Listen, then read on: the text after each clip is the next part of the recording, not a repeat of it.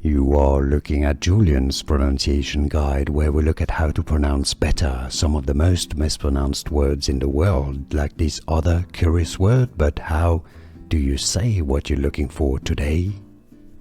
Let's learn once and for all how to pronounce this word that is quite confusing indeed in English correctly, the British English and American English pronunciations, because they're slightly different. So the basic standard English pronunciation here is as interrogative. Interrogative.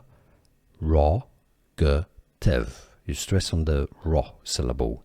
Interrogative, alright? That's your base. Now, in the US, they're gonna use usually a flap T or two flap T's that sounds like D. Interrogative. Interrogative is going to be the more US pronunciation. Interrogative versus interrogative, British English. Did you get this? Was this any useful? Let me know in the comments.